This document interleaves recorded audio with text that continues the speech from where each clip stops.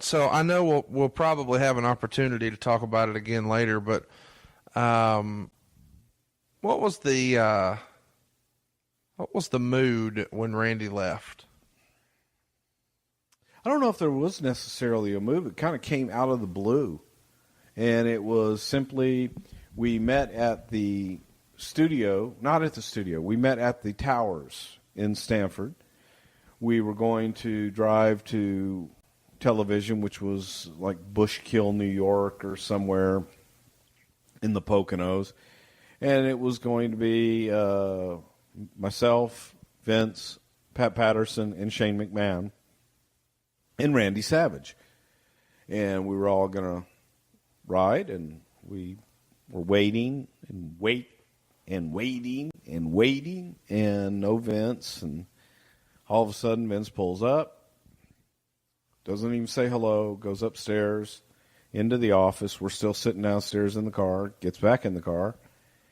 And before we even made it out of the garage, Vince told us, well, guys, Randy Savage is now the proud property of WCW.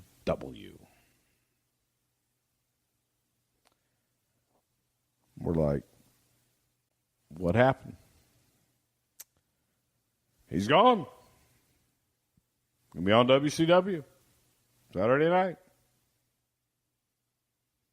Called me last night. Had to get drunk to call me. And that was it. I mean, that was the extent of it. Usually the week before Vince makes the announcement on Raw that Randy's gone from the Federation, he makes some sort of comment, Savage does, about being in an uncomfortable seat, not wanting to be in that seat anymore. And Vince says something like, but it's a really nice seat. Is that some sort of reference to his spot in the company and his wanting to wrestle and Vince wanting to go with the youth movement? Wow. Where do you people come up with these things? So that's a no, I guess. So let's talk about that, though. Did you know that Randy wanted to wrestle? Was that expressed? And do you feel like he was, I mean, obviously he still wanted to wrestle. He wrestled many years after that. Is one of the reasons he left, he wanted to wrestle. Was that decision based on just his desire for the athleticism or the spotlight, or was it more money?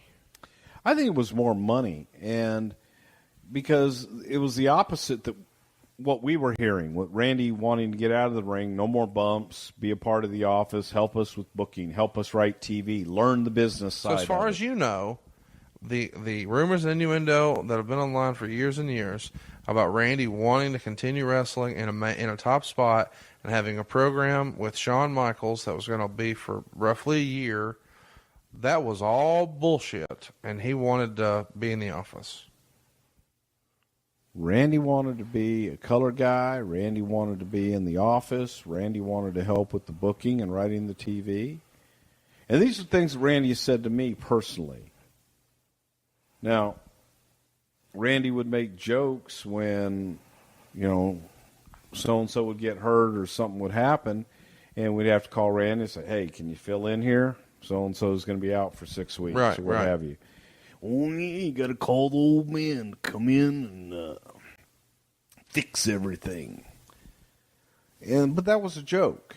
But it wasn't really what he really wanted to do. He didn't feel. Not from what he was saying to me at the time, no. And Randy and I would go out almost every night during that period he was in Stamford. 2 quick questions. Do you have any idea what Macho Man was making before he left? Ballpark? Probably close to $500,000. So pretty good. Yeah. I mean, especially considering, you're doing commentary. Plus, he also had the Slim Jim commercial, too. So they were paying him good, too. I was going to say that had to be pretty decent money.